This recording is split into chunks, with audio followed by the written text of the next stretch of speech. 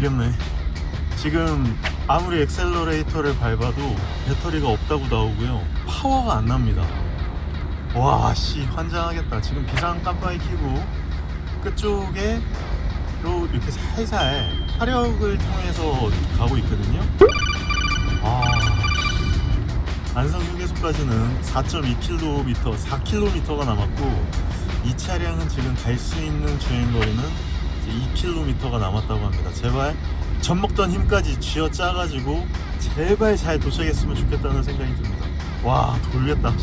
다행히 차들이 별로 없어가지고 끝에 쪽에서 천천히 이렇게 달리고 있는데, 제발 3.6km만 가자, 제발.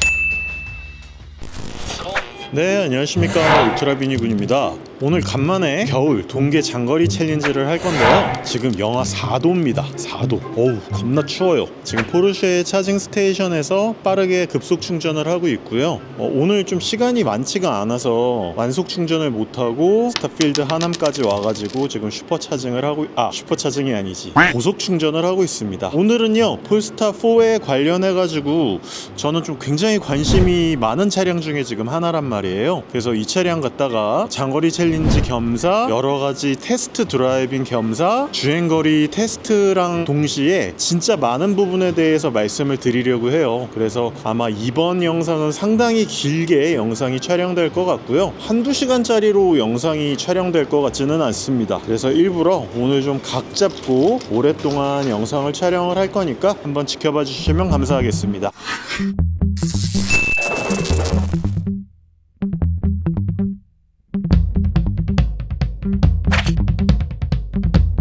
차량은 20인치 타이어에 25550의 편평비, 그리고 255mm의 폭을 갖고 있는 폴스타4고요. 총 100kWh의 배터리를 갖고 있는 차량이고 후륜 구동 차량입니다. 272마력 정도의 파워를 갖고 있고요. 파워는 그렇게 세지는 않는데 절대적으로 또 그렇게 느린 파워를 갖고 있지는 않죠. 예전에 제가 차량 리뷰를 하기는 했었는데, 이 차량 갖다가 좀 단단한 승차감, 그리고 뒤쪽에 창문도 없고 되게 특이한 여러가지 부분들이 있어가지고 신기한 녀석이다 라고 생각을 했었습니다. 그런데 오늘도 지금 한 이틀째 타보고 있는데 차량 자체가 상당히 괜찮아요. 그래서 오늘 장거리 챌린지를 하면서 여러가지 내용에 대해서 한번 여러분들과 공유를 해보도록 하겠습니다. 지금 거의 충전이 완료가 됐는데요,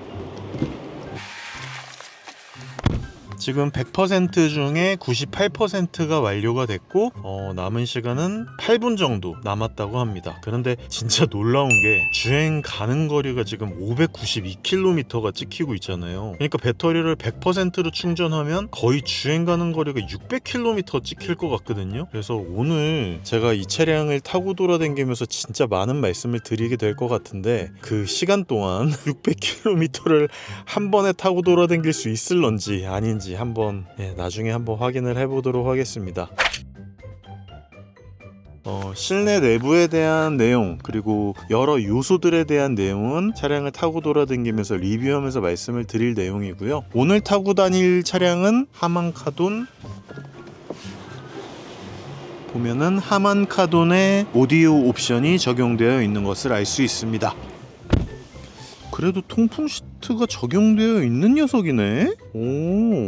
저는 색상이 검정색이라 가지고 옵션이 그렇게 썩 많지 않은 녀석인 줄 알았는데 옵션이 많은 녀석이에요. 심지어 헤드레스트 쪽에 사운드 스피커까지 적용되어 있는 그런 녀석이고요. 뒷좌석도 보면은 되게 멋지죠. 앰비언트 라이트 같은 것들이 되게 많이 적용이 잘 되어 있고요. 그리고 천장은 완전히 글래스 루프로 적용이 되어 있는 것을 아실 수 있습니다. 뒤쪽에 창문이 없는 녀석이다 보니까 여기에 이렇게 보면은 디지털 룸미러가 적용되어 있는데요, 얘를 눌러서 위아래로 이렇게 움직일 수도 있고요, 끌 수도 있습니다. 끄면은 이렇게 일반 유리가 적용이 되는 거고요.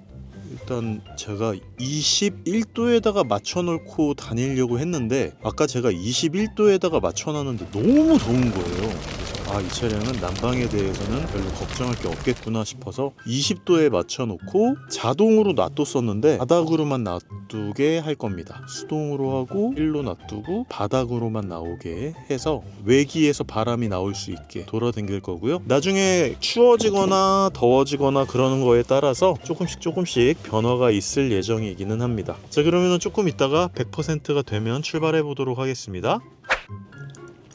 와, 진짜 100%까지 충전이 되면은 600km를 찍겠는데?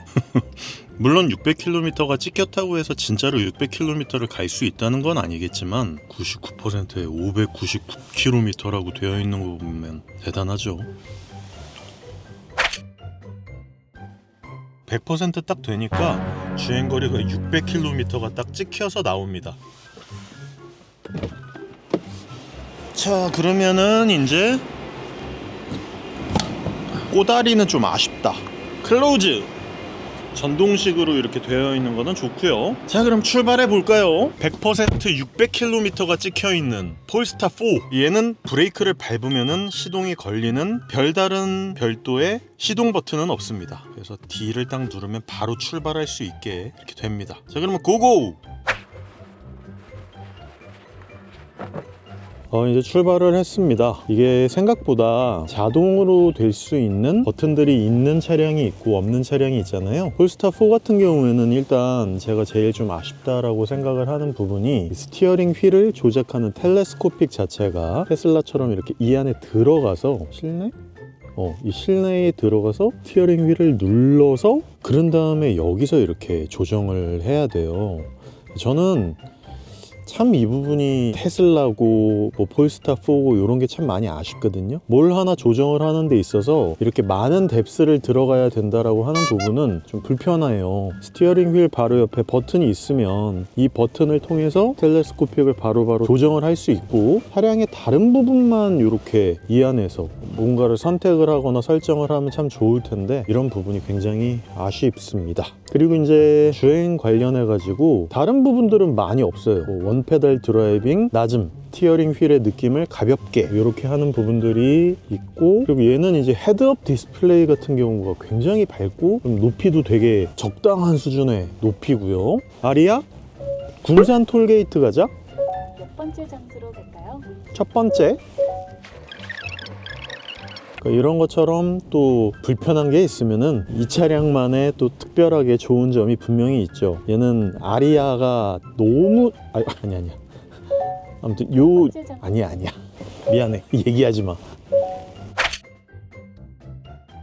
음성 인식 시스템이 너무 잘 되어 있어요. 요새 이렇게 음성 인식 누구라든지 티맵 오토 이런 아이들을 너무나 잘 적용하고 있는 차량들이 지금 현재 르노 꼴레오스, 그랑 꼴레오스랑 폴스타 시리즈 그리고 볼보 시리즈 이렇게 되어 있잖아요. 그 중에서도 지금 가장 최신에 나온 차량이 바로 이 폴스타 4 차량인데, 내 생각에는 SDV, 그러니까 소프트웨어 디파인드 차량에 가장 근접한 녀석들이 이제 테슬라 차량들이고요. 그리고 그와 가장 비슷하게 SDV까지는 아니지만 SDV에 굉장히 비슷하게 만들어 놓은 게 폴스타와 볼보 차량들이죠. 왜 그러냐면요, 이게 완전히 소프트웨어 디파인드 비이클까지 정의가 되려면 인포테인먼트 시스템 자체가 아니라 이 차량의 거의 모든 부분들, 예를 들어 시트가 움직이는 부분이라든지 헤드라이트가 움직이는 부분이라든지 차량의 문이 열렸다 닫혔다, 이건 뭐 물론 액추에이터라고 하는 구동기가 있어야 되겠지만 그런 부분들이 있는 상황에서 모든 것들이 차량의 중앙 CPU, 뭐 AP라고 할 수도 있고요. 이 중앙에서 컨트롤할 수 있는 뇌가 AP 칩이 얘네들을 전부 다 컨트롤할 수 있어야 돼요. 그런데 제가 봤을 때는 폴스타나 볼보 같은 경우에는 굉장히 SDV에 근접하게 만들어 놓기는 했지만 실질적으로는 인포테인먼트 시스템 정도만 AP가 관장을 하고 있단 말이에요. 그러다 보니까 되게 비슷하게는 쓸 수 있는데 확실한 SDV는 아니다 라고 말씀을 드릴 수 있겠고요. 근데 이게 장단점이 있어요. SDV SDV라고 해서 무조건 좋으냐 그런 것도 아니고, 또 SDV가 아니라고 해가지고 무조건 단점이 있는 것도 아니거든요. 적절한 선에서 이 정도의 중간 타협점을 찾은 아이들이 폴스타와 볼보 차량들이고, 금년에 나오는 볼보의 EX30, 30 뭐 걔네들도 그렇고, 지금 현재 나와 있는 폴스타2나 폴스타4 같은 경우에도 이런 인포테인먼트적인 부분을 안드로이드 시스템으로 구축을 해가지고 되게 잘 만들어 놓은 게 상당히 인상적이죠. 그리고 지금 현재 제가 타고 있는 폴스타4 같은 경우에는 어쨌거나 가장 최신에 나온 차량이잖아요. 그러다 보니까 얘의 가장 큰 장점 중에 하나는 진짜 이렇게 넓은 화면으로 T맵을 구성해서 볼 수 있다라고 하는 진짜 최강의 장점이 있습니다. 이거는 누가 뭐라 그래도 최강의 장점이거든요. 얘를 이렇게 반으로 나눠 가지고 이렇게 반반씩, 이쪽은 차량의 컨트롤 부분, 이쪽은 T맵 부분, 이렇게 반으로 가릴 수도 있고요. 더 이쪽으로 좁힐 수도 있을걸요? 아니네. 요 정도까지 T맵을 넓히고 요 정도만 조그맣게 만들 수도 있고요. 근데 이게 뭔가 실시간으로 움직이지는 않아서 이런 부분은 좀 아쉽기는 하네요. 뭐 위아래로 움직이는 이런 탭 같은 것들도 되게 잘 구성이 되어 있고, 홈 버튼 그리고 앱 구성 버튼들, BMW나 벤츠에 비해서는 훨씬 더 앱 서랍이 잘 구성되어 있는 것을 알 수 있습니다. 요거를 축소화 시켜 놓은 게 테슬라 차량이라고 할 수 있겠고요. 또 차량 버튼을 누르면 차량에 대한 컨트롤러 부분을 이렇게 컨트롤할 수 있는데, 이 부분이 조금 제 생각에는 너무 복잡하게 되어 있어요. 뭐 저같이 IT 테크를 좋아하거나 이런 전기차에 관련된 폴스타4를 애초에 그냥 타고 계셔가지고 이거에 익숙해질 대로 익숙해지신 분들은 뭐 이 부분에 대해서 별 문제 없이 잘 쓸 수 있겠지만, 아무래도 처음 타시는 분들은 좀 복잡하다고 생각하실 수 있겠습니다. 그리고 앞쪽에 버튼을 통해서 앞에 T맵 구성을 바꿀 수도 있고, 주변에 있는 ADAS 시스템의 도로 상황을 이걸로 확인을 해볼 수도 있습니다. 근데 저 같은 경우에는 오늘 트립 정보가 중요하기 때문에, 자, 지금부터는 한번 몇 킬로미터를 돌아다녔는지, 이게 또 지난번에도 한번 말씀드린 적이 있는데 항상 연비가 혹은 전비가 이렇게 나와 있지 않아요. 이런 부분들이 저는 개인적으로 굉장히 아쉽습니다. 그리고 난 다음에 킬로와트 시당 몇 킬로미터를 갈 수 있다, 뭐 이런 식으로 나와 있지도 않고요. 그래서 이런 부분도 저는 개인적으로 조금 UI적으로는 업데이트를 해가지고 좀 바꿔줄 수 있었으면 좋겠고, 이게 킬로와트 시당 몇 킬로미터를 갈 수 있다라고 나오는 게 아니고 100킬로미터를 몇 킬로와트 시로 달릴 수 있다, 이렇게만 나와 있단 말이에요. 그래서 뭔가 트립 컴퓨터 자체가 좀 똑똑한 것 같은 느낌은 들지 않아서 이런 부분이 조금 개인적으로 아쉽기는 합니다. 자, 이제 하남 톨게이트를 지나갈 거고요. 현재 배터리는 99%, 무려 597km를 할 수 있다고 합니다. 자, 그러면 지금부터 한번 달려보면서 중간중간 폴스타4에 대한 리뷰, 그리고 이 차량에 대해서 이것저것 재미있는 부분 체크를 해보면서 달려보면서 리뷰도 하고, 그리고 주행거리 테스트도 한번 오늘 해보도록 하겠습니다. 뒤쪽에 보이는 이 디지털 룸미러가 생각보다 시인성이 굉장히 좋아서 사실 뒤쪽에 있는 유리가 없는 것에 대해서 전혀 신경이 쓰이지 않고 있거든요. 그래서 저 같은 경우에는 점점 뒷좌석의 유리가 사라져도 되지 않을까, 뭐 예를 들어 이 룸미러가 전혀 고장이 나지 않는다라고 한다면은 전혀 그런 정도의 문제는 없을 것이라고 생각이 좀 됩니다. 모르겠어요. 이 부분은 나중에 어떤 문제가 발생할 수도 있으니까 말을 좀 아끼긴 해야 될 것 같습니다. 굉장히 난감한 상황이 발생을 하는데요. 지금 저기 보시면은 운전자를 감시하는 카메라가 하나 있습니다. 그리고 이 앞에 보면은 자외선으로 제 시야를 감시하는 디텍팅하는 부분도 있죠. 근데 이것 때문에 파일럿 어시스트 인핸스드가 이용 불가라고 뜹니다. 네, 아무리 켜도 이게 이용 불가라고 뜨는 데다가, 지금 이게 제가 잠깐 휴게소에 들러가지고 다시 켜보려고 아무리 해도 켜지지가 않아요. 차에서 내렸다가 다시 브레이크를 밟고 뒤에 눌러가지고 가고 막 이러는데도 이게 파일럿 어시스트가 켜지질 않아서 제가 지금 현재 어댑티브 크루즈 컨트롤로만 이동하고 있습니다.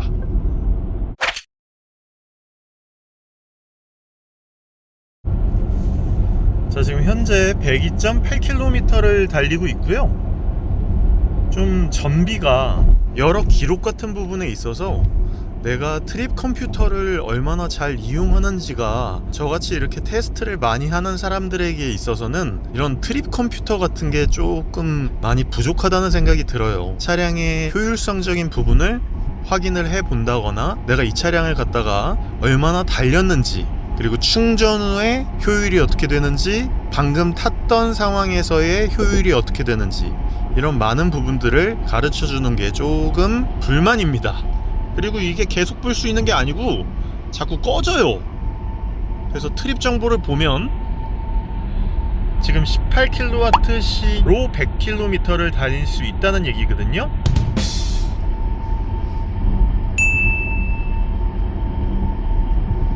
천 나누기 180은 1000 나누기 180은 5.55555555555입니다. 네, 지금 현재 전비는 킬로와트시당 5.55km의 전비를 보여주고 있습니다.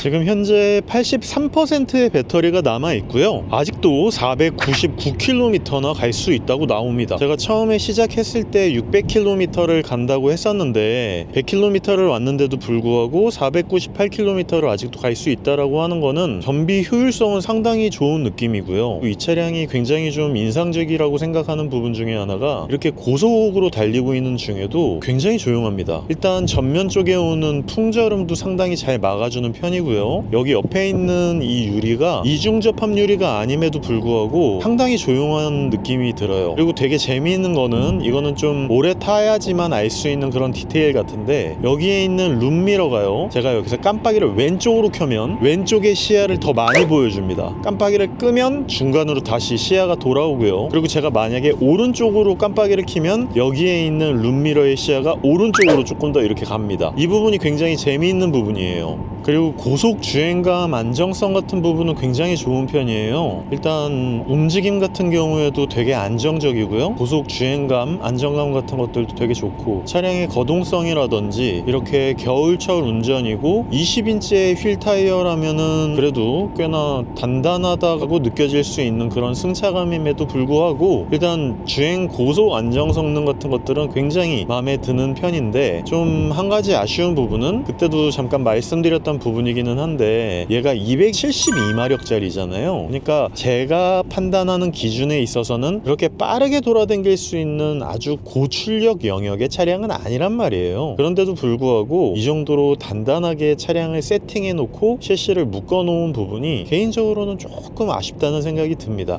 바닥에서 올라오는 이런 충격에 대한 부분도 어느 정도 꽤나 있는 편이고요. 지금 보면은 연속적으로 굴곡이 좀 있는 편인데, 이런 부분에서 움직일 때 차량이 좀 이렇게 탁탁탁탁 거리면서 바닥에서 올라오는 충격량을 많이 흡수해 주지는 못하고 거의 다 캐빈룸 안쪽으로 올려주는, 그래서 꽤나 단단한 승차감을 보여주고 있습니다. 뭐 그렇다고 해서 이 승차감이 나쁘다는 건 절대로 아닌데요, 그렇다고 또 해서 아주 편안하고 안락한 주행, 그 정도의 승차감은 아닌 것으로 확인을 해볼 수 있습니다. 100km를 조금 지나서 오면서 많은 것들을 느낄 수 있게 됐는데, 나중에 또 계속 말씀을 드리기는 하겠지만, 이 안쪽에 있는 구성은요, 금방 차량을 타고 돌아다니다 보니까 금방 익숙해지기도 하고, 그리고 운전을 하는 데 있어서 어떤 부분에 빠르게 접근할 수 있는 부분들은 다 이 스티어링 휠 안쪽에 있는 컨트롤러 뭉치들의 확인이 다 가능하거든요. 그래서 차량을 움직이는데 막 그렇게 좀 어색하지는 않은데, 그래도 운전을 하다가 뭔가 내가 하고 싶다라고 했을 때 좀 이렇게 손이 편안하게 닿는 정도로 가깝지는 않아요. 그러니까 큰 가운데 디스플레이가 있고, 이 버튼을 눌러가지고 이쪽에 T맵이 크게 보여지고, 이쪽에 컨트롤 앱 같은 것들이 있고 막 이런 것들이 있잖아요. 이런 많은 부분들이 뭔가 UI 디자인 자체는 괜찮은데 UX적으로 좀 편안하게 움직일 수 있게끔 되지는 않아요. 이렇게 차량이 아주 편안하고 푹신한 상태에서 터치를 할 수 있다라고 하면 모르겠는데, 터치를 하면서 되게 섬세하게 움직여야 되는 이런 부분들이 있거든요. 예를 들면 이 중간에 선을 딱 눌러가지고 이렇게 움직여야 되는 부분이 있는데, 차량이 막 튀고 이러는데 터치를 해가지고 움직이기가 좀 어려울 때도 있고요. 그리고 운전 중에는 터치가 먹지 않는 부분들도 굉장히 많이 있습니다. 뭐 음악을 틀다가 음장 효과를 좀 바꾸려고 한다든지, 아니면 내가 위치 기반의 이런 부분들을 하려고 하다 보면은 주행 중 이용 불가 뭐 이런 부분들도 보여지고요. 그리고 여기 보면은 뭔가 편집을 하고 싶은데 주행 중에는 편집이 불가능하다라고 한다든지 말이죠. 어댑티브 크루즈 컨트롤은 가능한데 지금 이 파일럿 어시스트 인핸스드라고 해서 일반적으로 제가 쓰는 ADAS 시스템이 이렇게 작동을 안 하면 다시 어떻게 작동을 해야 되는지에 대해서 좀 알려줬으면 좋겠는데 이 부분이 계속 작동이 안 되는 상태에서 제가 이렇게 계속 운전을 해야 된다라고 하는 게 굉장히 부담스러워요. 두 번 더블 클릭을 하면은 그래도 어댑티브 크루즈 컨트롤이 활성화가 됩니다. 그래서 어댑티브 크루즈 컨트롤로 운전을 하고 돌아다니는 데는 괜찮은데 이게 어떻게 해야 다시 파일럿 어시스트 인핸스드 그러니까 ADAS 시스템이 작동을 하는지에 대해서 지금 전혀 알 수가 없으니까 굉장히 답답하게 수동 운전을 통해서 운전을 하고 있습니다. 이게 참 어떤 것 때문에 파일럿 어시스트 인핸스드가 비활성화가 됐는지에 대해서도 그 조건을 좀 알 수가 없다 보니까 조금 답답한 부분이 있기는 하네요. 자, 그러면 계속 진행해 보도록 하겠습니다. 지금 ADAS가 켜지지는 않았습니다. 그런데 지금 보시면은 바깥쪽으로 차선 이탈 방지 기능이 켜져 있거든요. 그래서 제가 일부러 지금 손을 잡고 있지 않고 있는데 과연 차선을 얼마나 잘 밖으로 빠져나가지 않는지에 대해서 계속 테스트를 해보고 있거든요. 근데 진짜 잘 빠져나가지는 않습니다. 왼쪽으로 가든 오른쪽으로 가든 차선을 일단 최소한 부딪히면은 다시 안쪽으로 넣어주고 다시 안쪽으로 넣어주고 이러는 부분이 ADAS와는 또 다른 느낌으로 안정감을 주기 때문에 지금도 오른쪽으로 빠져나가는 걸 왼쪽으로 넣어주고 있잖아요. 주변에 지금 차가 없어가지고 한번 해보고 있는데 굉장히 잘하네요. 거의 뭐 밖으로 빠져나가지 않는 게 너무 신기할 정도입니다. 계속 오른쪽으로 지금 붙고 있는데요. 다시 계속 안쪽으로 넣어줍니다. 재밌네요. 자, 폴스타 4에 보면요, 파일럿 어시스트 옵션에 들어가면 여기 차선 변경 보조라는 게 있습니다. 이걸 켜고요, 이 파일럿 어시스트에서 차선 변경 보조를 켜고 난 다음에 깜빡이를 켜면 자동 차선 변경이 됩니다. 굉장히 빨리 잘합니다. 생각보다. 다시 한번 깜빡이를 켜면요, 버스가 오기 때문에 자동으로 차선 변경을 하지 못합니다. 다시 자동 차선 변경. 그럼 이렇게 자동 차선 변경을 엄청 잘합니다. 과연 오우씨, 오우, 야, 빠져나간다. 와씨, 100km로 빠져나가네. 우와, 야, 테슬라만큼 잘하는 거 처음 봤어. 와, 여기를 94km. 오, 와, 차선 유지를 굉장히 잘합니다. 혹시 몰라서 잡고 있었거든요. 굉장히 잘하고요. 제가 생각했을 때 당연히 못 갈 거라고 생각을 하고 했는데 확실히 최신 전기 차량이라서 그런지 모르겠지만 이렇게 빡센 도로를 100km의 속도로 빠져나가는 것을 확인할 수 있었습니다. 깜짝 놀랐네요. 지금 이제 여기 보면은 서공주 서천 쪽으로 빠져나가는 곳인데 이쪽도 말도 안 될 정도로 왼쪽으로 강하게 꺾여 나가는 길이거든요. 보통 이제 BMW나 테슬라 같은 경우는 여기서 속도를 줄이죠. 그런데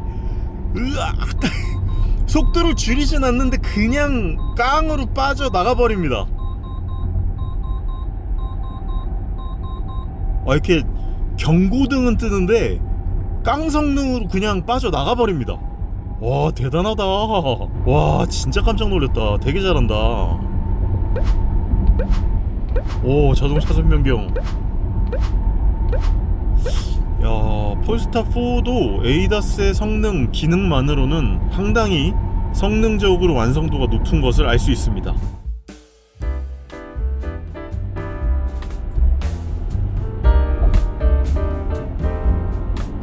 자, 자, 이제 이렇게 쭉 직진 도로로 와서 이제 폴스타 4에 대한 이제 리뷰를 조금 제대로 해볼 수 있을 것 같은데, 얘를 이제 장거리를 타게 되었을 때 느낄 수 있는 여러 가지 장점이 분명히 있습니다. 확실히 타 차량들보다 좀 월등히 조용하다는 느낌이 들어서 그 부분이 좀 기분이 굉장히 좋고요. 그리고 이제 좀 아쉬운 부분 중에 하나가 이제 이 앞쪽에 있는 한 제가 봤을 때는 16인치 정도의 디스플레이가 있는데, 이 디스플레이가요 너무 정면을 바라보고 있는 데다가 좀 너무 멀리 있어요. 제가 물론 손이 짧은 감도 있겠죠. 하지만 얘가 이렇게 너무 정면을 바라보고 있기 때문에, 그리고 좀 멀리 있기 때문에 이런 부분이 저한테는 꽤나 아쉬운 부분이라고 말씀드릴 수 있겠습니다. 모델 S 플레드처럼 좀 이렇게 왼쪽으로 혹은 오른쪽으로 이렇게 틸팅이 됐으면 참 좋겠다라는 생각이 드는데, 이것도 뭔가 자동으로 틸팅도 안 되고 수동으로도 틸팅이 안 되고 이러다 보니까 이런 부분은 상당히 좀 아쉽다라고 말씀드릴 수 있겠고요. 그리고 이게 생각보다 멀어요. 디스플레이가 뭐 제가 팔이 짧은 탓도 있겠지만 딱 이렇게 손을 대면 여기는 손이 닿거든요. 근데 저 끝에 쪽은 손이 안 닿는단 말이에요. 그래서 모델 S 같은 경우에는 이렇게 제 운전자 쪽으로 모니터가 틸팅이 되기 때문에 저 끝에 있는 부분도 손이 닿는데, 얘 같은 경우에는 손이 안 닿아요. 이런 부분도 좀 많이 아쉽고요.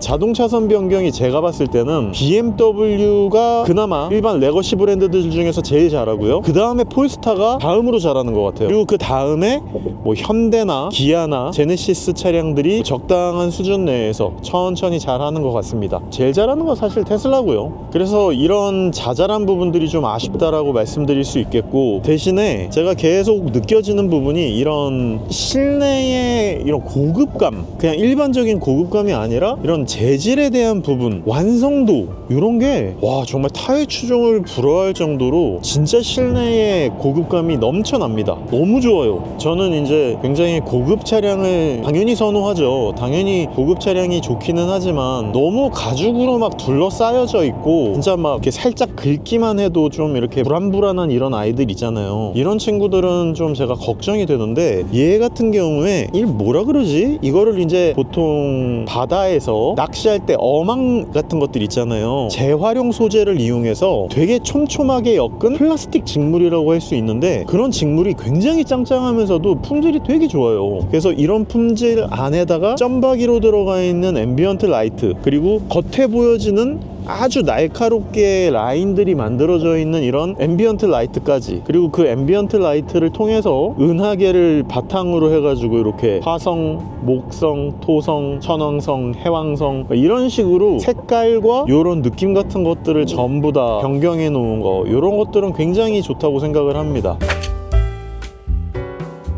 그래서 차량이 참 완성도가 좋네요. 생각보다 제가 예상했던 것보다 완성도 측면에서 너무 마음에 드네요. 진짜 잘 만든 것 같아요. 완성도도 좋은데 생긴 것도 예뻐. 그리고 에이다스의 기능도 좋은데 뭐 테슬라만큼은 아니지만 어느 정도 SDV의 느낌을 주려고 디스플레이도 되게 디지털적인 부분과 IT 테크적인 부분을 같이 이렇게 융합해 놔가지고 차량을 상당히 잘 만들었다라고 하는 느낌을 확실하게 전달을 해주고요. 그리고 모델 3와 모델 Y 와는 달리 앞쪽에 있는 조그만한 이 디스플레이에서 보여지는 갖가지 정보들, 주행 정보들이 되게 눈에 잘 띄게끔 잘 만들어 놨거든요. 해상도도 되게 좋은데다가 생각보다 만족도가 되게 좋고, 여기에 들어와 있는 이 T맵 있잖아요. 이 T맵 오토가 앞쪽에 있는 계기판에도 T맵으로 보여진단 말이에요. 이런 부분들이 상당히 개인적으로 완성도 좋게 잘 만들어 놓은 것 같다는 생각이 들어서 아주 만족스럽습니다. 대신에 이제 제가 아까 잠깐 말씀드리려고 했던 부분이 뭐냐면, 이거 좀 아무리 디지털적으로 뭔가를 막 만들어 놓으려고 해서 스티어링 휠의 텔레스코프라든지 양쪽에 있는 사이드 미러를 조정하는 이런 부분이라든지 혹은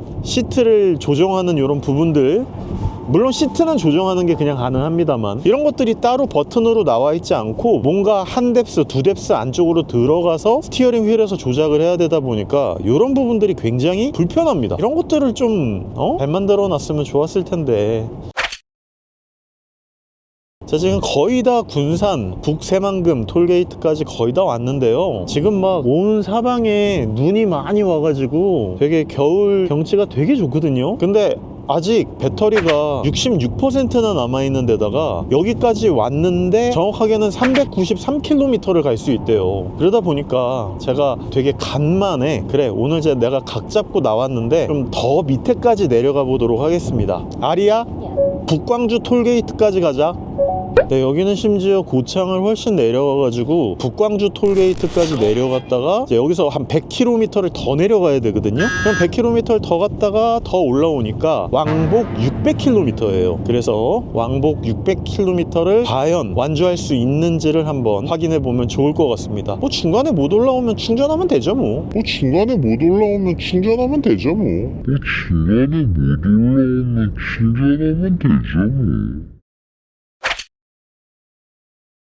이 중간 브리핑을 드리는 것도 너무 어려워. 트립 정보도 이렇게 뎁스를 하나 들어가야 되는데 지금 현재 203.2km를 왔고요. 아리야, 1000 나누기 185 1000 나누기 185는 5.405 킬로와트 시당 5.4km의 전비를 보여주고 있습니다. 그러니까 전비 자체가 그렇게 썩 좋은 건 아니거든요. 일렉트리파이드 G80보다는 조금 낮고 EV9보다는 조금 더 높은 수준, 그리고 모델 3 하이랜드보다는 훨씬 더 전비가 안 좋은 것으로 확인이 되고 있는데, 그래도 얘는 아무리 뭐 523 배터리가 들어가고 622 배터리가 들어간다고 할지라도 그래도 얘는 무려 100kWh의 배터리가 들어가 있잖아요. 그러니까 한번 쭉 내려가 봐도 충분히 괜찮을 것 같습니다. 그러면 북광주 톨게이트까지 내려가서 뭐 거기서 다시 서울로 올라오던지 해야 될 것 같습니다. 근데 이게 좀 내가 지금 몇 시간을 달렸고 BMW처럼 몇 킬로와트시의 배터리를 회생제동으로 회수했는지도 안 나오고 내가 총 얼마나 운전을 했는지에 대한 전비 혹은 에너지 소비량에 대한 정보가 정말 다른 차량들보다 많이 없는 것 같아서 이런 부분들이 많이 아쉽다는 생각이 듭니다. 그래서 폴스타 4나 볼보에서 나중에 이런 전비, 에너지 소비율 같은 부분에 대해서 꼭 업데이트를 좀 해줬으면 좋겠다는 생각이 듭니다. 그러면 북광주 톨게이트까지 가서 다시 브리핑 드리도록 하겠습니다.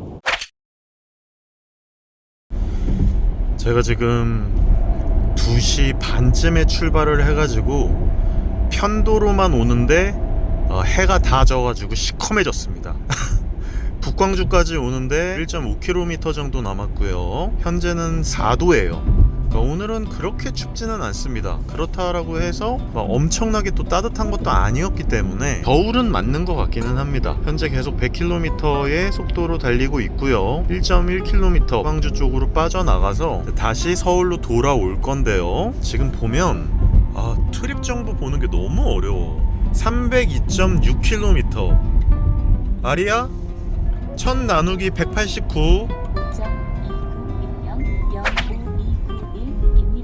킬로와트 시당 5.29km의 전비를 보여주면서 달리고 있네요.